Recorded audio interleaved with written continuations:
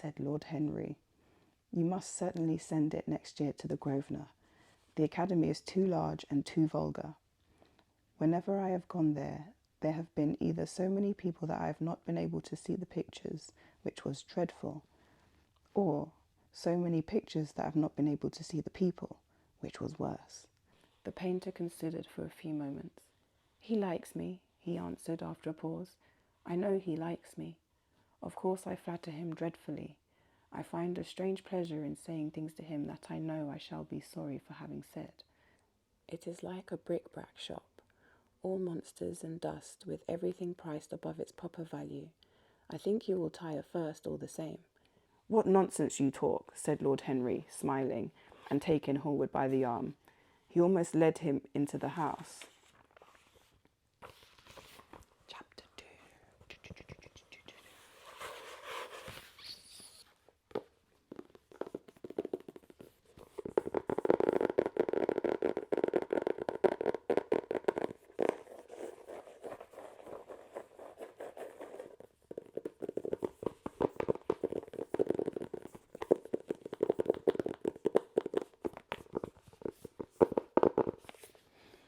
Live the wonderful life that is in you. Let nothing be lost upon you. Be always searching for new sensations. Be afraid of nothing.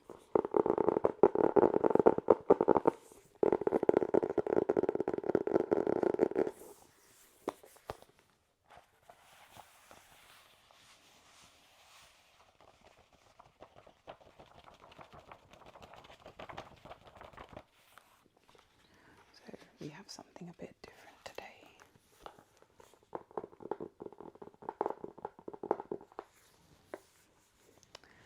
The Picture of Dorian Gray.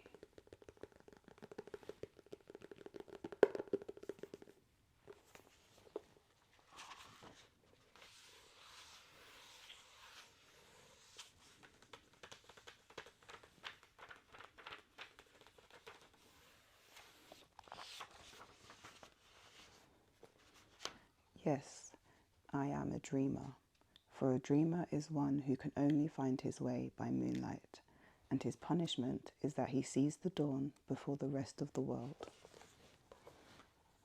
The Critic as an artist.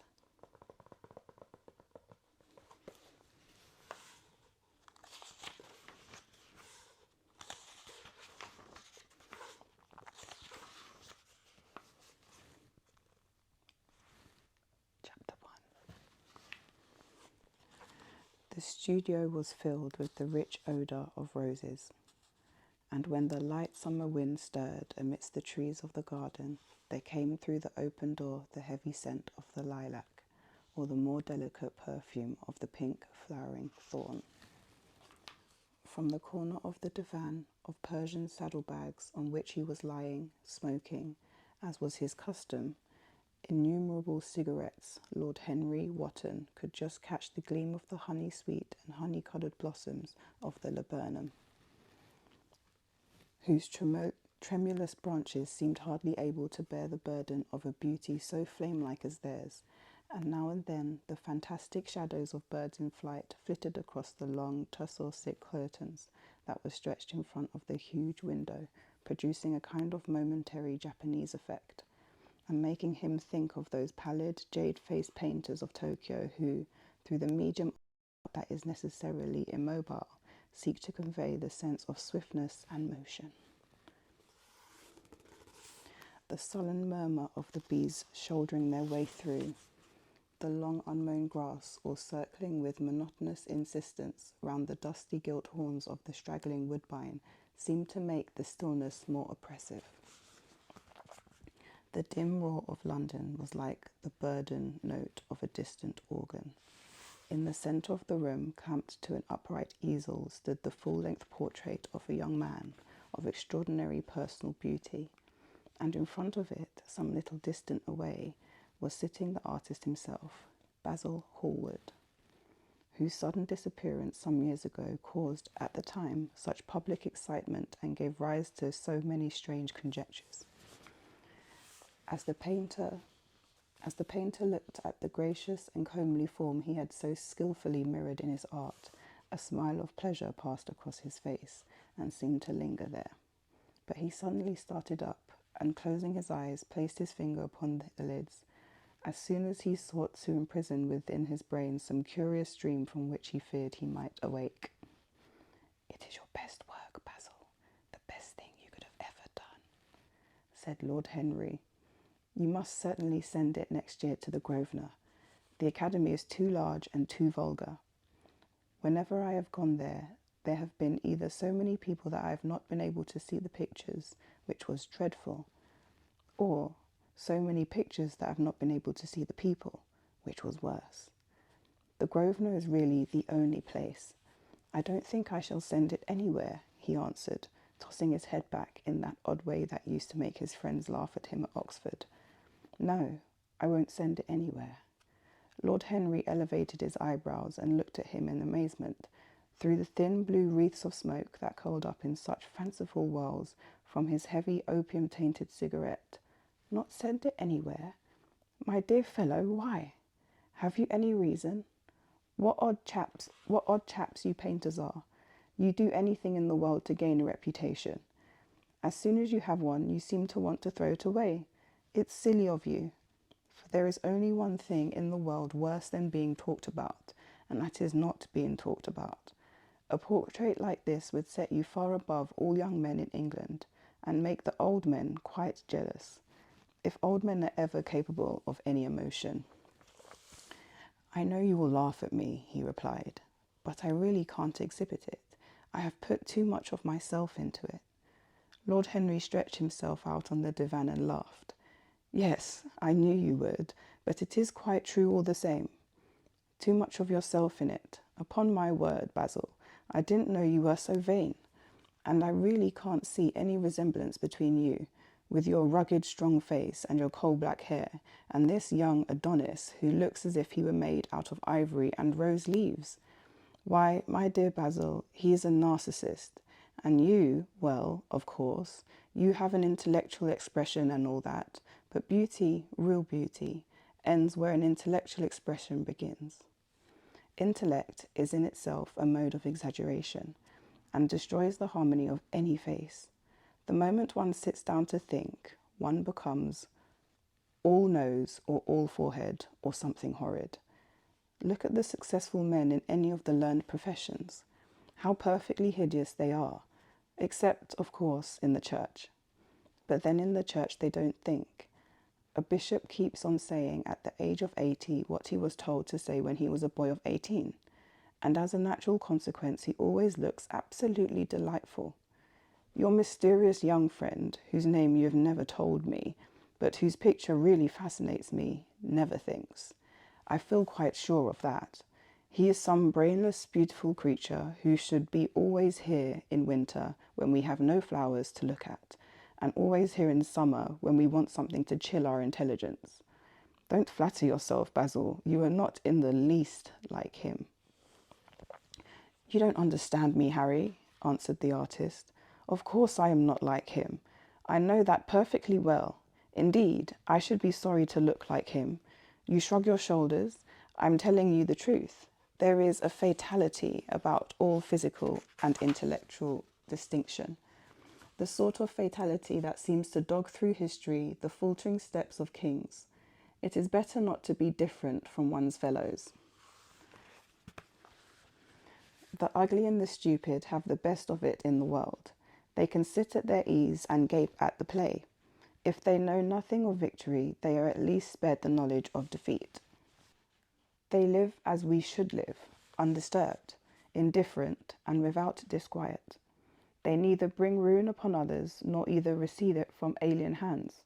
Your rank and wealth, Harry, my brains, such as they are, my art, wherever it may be, Dorian Gray's looks, we shall all suffer for what the gods have given us, and suffer terribly."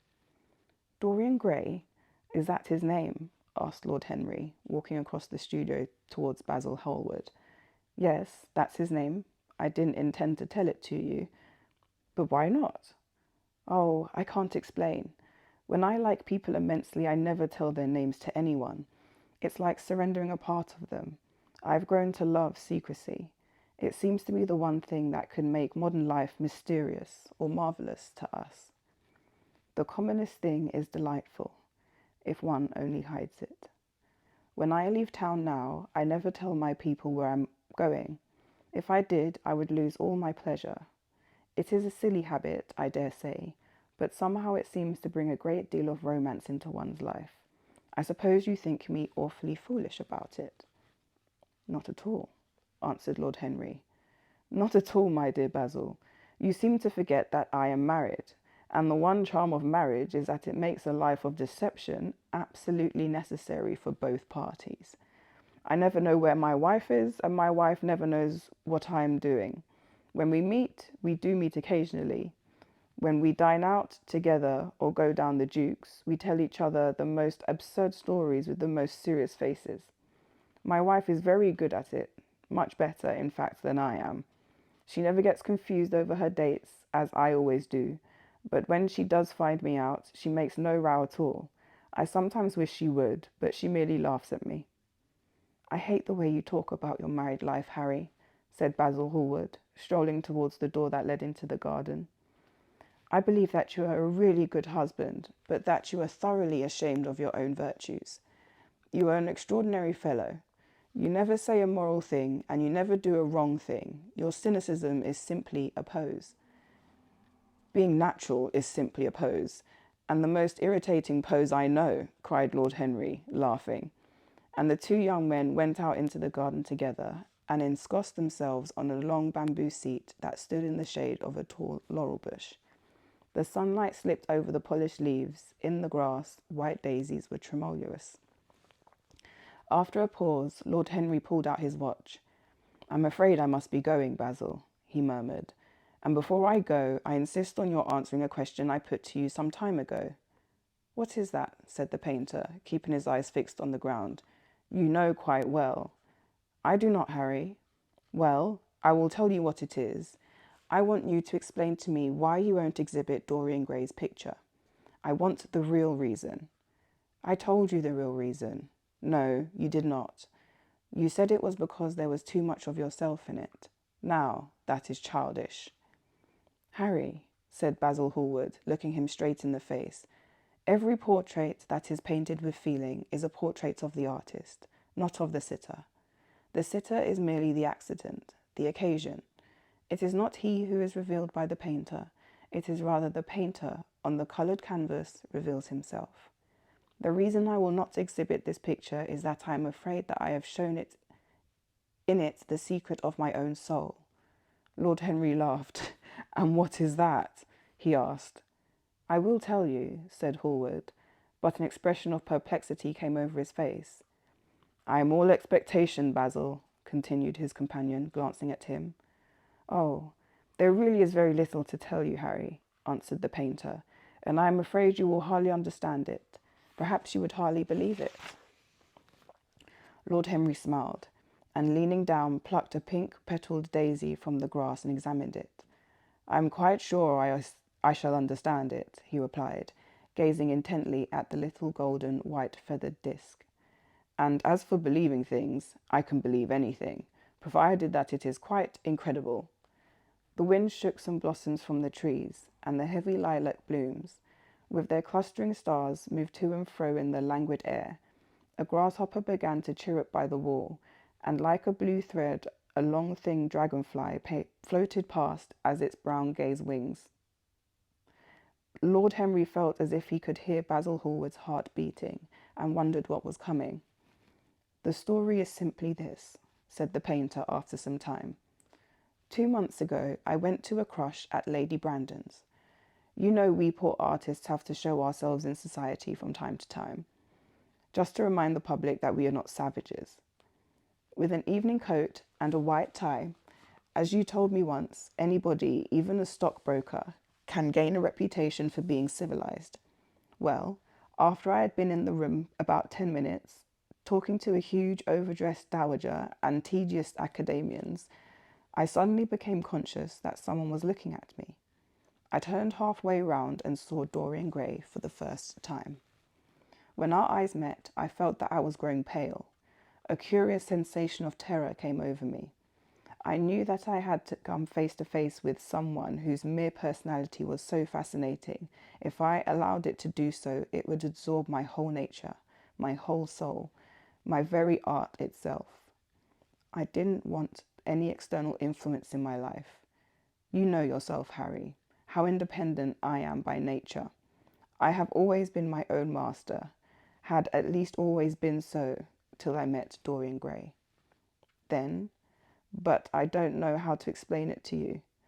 Something seemed to tell me I was on the verge of a terrible crisis in my life. I had a strange feeling that fate had in store for me exquisite joys and exquisite sorrows. I grew afraid and turned to quit the room. It was not conscience that made me do so. It was a sort of cowardice. I take no credit to myself for trying to escape. Conscience and cowardice are really the same things, Basil. Conscience is the trade name for the firm, that is all. I do not believe that, Harry, and I do not believe you either. However, whatever was my motive, and it may have been pride, for I used to be very proud, I certainly struggled to the door. There, of course, I stumbled against Lady Brandon. "You are not going to run away so soon, Mr. Hallward," she screamed out. You know her, curiously shrill voice. "Yes, she's a peacock in everything but beauty," said Lord Henry, pulling the daisy to bits with his long, nervous fingers. "I could not get rid of her. She brought me up to her royalties and people with stars and garters, and elderly ladies with gigantic tiaras and parrot noses. She spoke of me as her dearest friend. I had only met her once before, but she took it into her head to lionize me. I believe some picture of mine had made a great success at the time, at least had been chatted about in penny newspapers, which is the 19th century standard of immortality. Suddenly I found myself face to face with the young man whose personality had so strangely stirred me. We were quite close, almost touching. Our eyes met again. It was reckless of me, but I asked Lady Brandon to introduce me to him. Perhaps it was not so reckless after all. It was simply inevitable. We would have spoken to each other without any introduction. I am sure of that. Dorian told me so afterwards. He too felt that we were destined to know each other. "And how did Lady Brandon describe this wonderful young man?" asked his companion. "I know she goes in for giving a rapid precis of all her guests. I remember her bringing me up to a truculent and red-faced old gentleman covered all over with orders and ribbons, and hissing into my ear in a tragic whisper which must have been perfectly audible to everyone in the room. The most astounding details I simply fed. I like to find out people for myself. But Lady Brandon treats her guests exactly as an auctioneer treats his goods. She either explains them entirely away or tells everything about them except what one wants to know." That was a mouthful.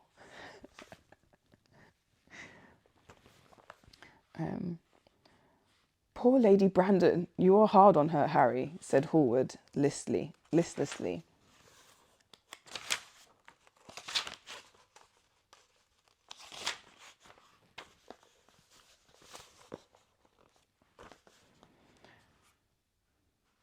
"My dear fellow, she tried to find a salon and only succeeded in opening a restaurant.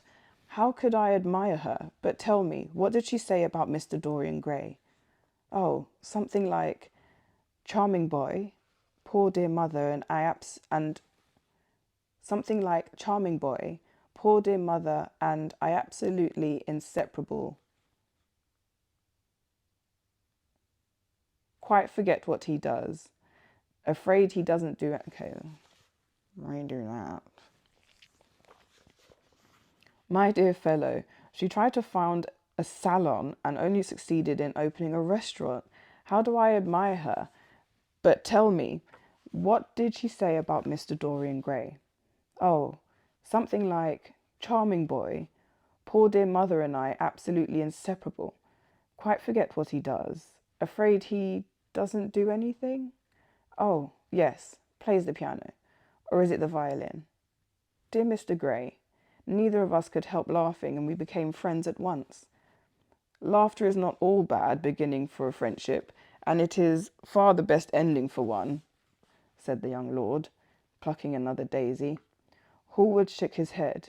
You don't understand what friendship is, Harry, he murmured, or what enmity is, for that matter. You like everyone, that is to say. You are indifferent to everyone. How horribly unjust of you, cried Lord Henry, tilting his hat back and looking up at the little clouds that, like ravelled skeins of glossy white silk, were drifting across the hollowed turquoise of the summer sky. Yes, horribly unjust of you. I make a great difference between people. I choose my friends for their good looks, my acquaintances for their good characters, and my enemies for their good intellects. A man cannot be too careful in the choice of his enemies. I have not got one who is a fool. They are all men of some intellectual power, and consequently they all appreciate me. Is that very vain of me? I think it rather vain. I should think it was, Harry, but according to your category, I must be merely an acquaintance. My dear old Basil, you are much more than an acquaintance, and much less than a friend. A sort of brother, I suppose? Oh, brothers. I don't care for brothers. My elder brother won't die, and my younger brothers seem never to do anything else. Harry, explained Hallward, frowning. My dear fellow, I'm not quite serious, but I can't help detesting my relations. I suppose it comes with the fact that none of us can stand other people having the same faults as ourselves. I quite sympathise with the rage of the English democracy against what they call the vices of the upper orders. The masses feel that drunkenness, stupidity, and immorality should be their own special property, and that if any one of us makes an ass of himself, he is poaching on their preserves. When poor Southwark got into the divorce court, their indignant was quite magnificent, and yet I don't suppose that 10% of the proletariat live correctly. I don't agree with a single word you've said, and what is more, Harry, I feel sure you don't either. Lord Henry stroked his pointed brown beard and tapped the toe of his patent leather boot with a tasselled ebony cane. How English you are, Basil. That is the second time you've made that observation. If one puts forward an idea to a true Englishman, always a rash thing to do. He never dreams of considering whether the idea is right or wrong. The only thing he considers of any importance is whether one believes oneself. Now, the value of an idea has nothing whatsoever to do with the sincerity of the man who expresses it. Indeed, the probabilities are that the more insincere the man is, the more purely intellectual will the idea be, as in that case it will not be coloured by either his wants, his desires, or his prejudices. However, I don't suppose to discuss politics, sociology, or metaphysics with you. I like persons better than principles, and I like persons with no principles better than anything else in the world. Tell me more about Mr. Dorian Gray. How often do you see him? Every day. I couldn't be happy if I didn't see him every day. He's absolutely necessary to me. How extraordinary. I thought you'd never care for anything but your art. He is all my art to me now, said the painter gravely. I sometimes think, Harry, that there are only two eras of importance in any world's history. The first is the appearance of a new medium for art, and the second is the appearance of a new personality for art also. What the invention of oil painting was to the Venetians, the face of Antinous was to the late Greek sculpture, and the face of Dorian Gray will some day be to me. It is not merely that I paint from him, draw from him, sketch from him. Of course, I've done all that. But he is much more to me than a model or a sitter. I won't tell you that I am dissatisfied with what I have done of him, or that his beauty is such that art cannot express. There is nothing that art cannot express, and I know that the work I have done since I met Dorian Gray is good work. It's the best work of my life. But in some curious way, I wonder, will you understand me? His personality has suggested to me an entirely new manner in art, an entirely new mode of style. I see things differently. I think of them differently. I can now recreate life in a way that was hidden from me before, a dream of form in days of thought. Who is it who says that? I forget, but it is what Dorian Gray has been to me, the merely visible presence of this lad, for he seems to me little more than a lad, though he's really quite over 20. his merely visible presence. Ah, I wonder, can you realize all that matters? Unconsciously, he defines for me the lines of a fresh school, a school that is to have in it the passion of the romantic spirit. All the perfection of the spirit that is Greek, the harmony of soul and body, how much is that? We in our madness have separated the two and have invented a realism that is vulgar, an ideality that is void. Harry, if you only knew what Dorian Gray is to me, you remember that landscape of mine for which Agnew offered me such a huge price, but which I would not part with. It is one of the best things I have ever done. And why is it so? Because while I was painting it, Dorian Gray sat beside me. Some subtle influence passed from him to me, and for the first time in my life, I saw the plain woodland, the wonder I had always looked for and always missed. Basil, this is extraordinary. I must see Dorian Gray. Hallward got up from the seat and walked up and down the garden. After some time, he came back. Harry, he said, Dorian Gray is to me a simple motive in art. You might see nothing in him. I see everything in him. He is never more present in my work than when no image of him is there. He is a suggestion, as I have said, of a new manner. I find him in the curves of certain lines, in the loveliness and subtleties of certain colours. That is all.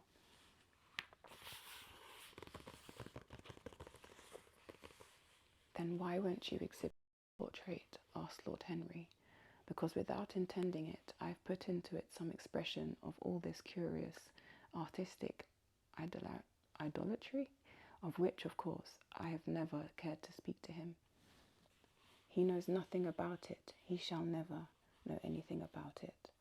But the world might guess it, and I will never not bare my soul to their shallow prying eyes. My heart shall never be put under their microscope. There is too much of myself in the thing, Harry, too much of myself. Poets are not so sculptuous as you are. They know how useful passion is for publication. Nowadays, a broken heart will run many editions. I hate them for it, cried Hallward. An artist should create beautiful things, but should put nothing of his own life into them. We live in an age when men treat art as if it were meant to be a form of autobiography. We have lost the abstract sense of beauty. Some day I will show the world what it is, and for that reason the world should never see my portrait of Dorian Gray. I think you're wrong, Basil, but I won't argue with you. It is only the intellectually lost who ever argue. Tell me, is Dorian Gray very fond of you? The painter considered for a few moments. He likes me, he answered after a pause. I know he likes me. Of course I flatter him dreadfully. I find a strange pleasure in saying things to him that I know I shall be sorry for having said. As a rule, he is charming to me, and we sit in the studio and talk of a thousand things. Now and then, however, he is horribly thoughtless, and seems to take a real delight in giving me pain. Then I feel, Harry, that I have given away my whole soul to someone who treats it as if it were a flower to put in his coat. A bit of decoration to charm his vanity, an ornament for a summer's day. Days in summer, Basil, are apt to linger, murmured Lord Henry. Perhaps you will tire sooner than he will. It is a sad thing to think of, but there is no doubt that genius lasts longer than beauty. That accounts for the fact that we all take such pains to over-educate ourselves. In the wild struggle for existence, we want to have something that endures, and so we will fill our minds with rubbish.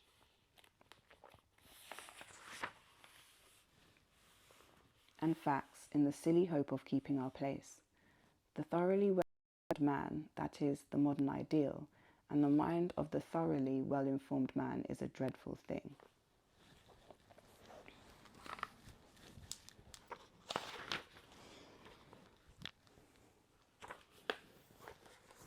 Last two pages. It is like a bric-a-brac shop, all monsters and dust, with everything priced above its proper value. I think you will tire first all the same. Some day you will look at your friend and he will seem to you to be a little out of drawing. or you won't like his tone or colour, or something.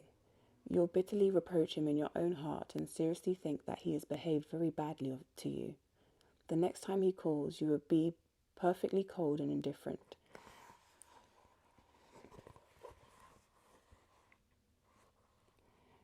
It will be a great pity, for it will alter you. What you have told me is quite a romance of art, one might call it. The worst of having a romance of any kind is that it leaves one so unromantic. Harry, don't talk like that. As long as I live, the personality Dorian Gray will dominate me. You can't feel what I feel. You change too often. Ah, my dear Basil, that is exactly why I can feel it. Those who are faithful know only to the trivial side of love. It is the faithless who know love's tragedies. And Lord Henry struck a light on a dainty silver case and began to smoke a cigarette with self-conscious and satisfied air, as if he summed up the world in a phrase. There was a rustle of chirping sparrows in the green lacquer leaves of the ivy, and the blue cloud shadows chased themselves across the grass like swallows. How pleasant it was in the garden, and how delightful other people's emotions were. Much more delightful than their ideas, it seemed to him. One's own soul and the passions of one's friends, those were fascinating things in life. He pictured to himself with silent amusement the tedious luncheon that he had missed by staying so long with Basil Hallward. Had he gone to his aunt's, he would have been sure to have met Lord Goodbody there, and the whole conversation would have been about the feeding of the poor and the necessity for model lodging houses. Each class would have preached the importance of those virtues. For those who exercise, there was no necessity in their own lives. The rich would have spoken on the value of thrift, and the idle grown eloquent over the dignity of labour.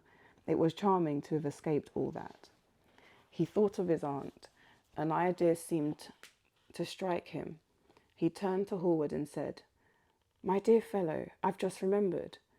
"Remembered what, Harry?" "Where I heard the name of Dorian Gray." "Where was it?" asked Hallward, with a slight frown. "Don't look so angry, Basil. It was at my aunt, Lady Agatha's. She told me she had discovered a wonderful young man who was going to help her in the East End, and that his name was Dorian Gray. I'm bound to the state that she never told me he was good-looking. Women have no appreciation of good looks. At least good women have not. She said that he was very earnest and had a beautiful nature. I at once pictured to myself a creature with spectacles and lank hair, horribly freckled and tramping about on huge feet. I wish I had known it was your friend." "I'm very glad you didn't, Harry." "Why?" "I don't want you to meet him." "You don't want me to meet him?" "No." "Mr. Dorian Gray is in the studio, sir," said the butler, coming into the garden. "You must introduce me now," cried Lord Henry, laughing. The painter turned to his servant, who stood blinking in the sunlight. "Ask Mr. Gray to wait, Parker. I shall be in a few moments." The man bowed and went up the walk. Then he looked at Lord Henry. "Dorian Gray is my dearest friend," he said. "He has a simple and beautiful nature. Your aunt was quite right in what she said of him. Don't spoil him. Don't try to influence him. Your influence would be bad. The world is wide and has many marvellous people in it. Don't take away from me the one person who gives my art whatever charm it possesses. My life as an artist depends on him. Mind, Harry, I trust you." He spoke very slowly, and the words seemed wrung out of him almost against his will. "What nonsense you talk," said Lord Henry, smiling, and taking Hallward by the arm. He almost led him into the house.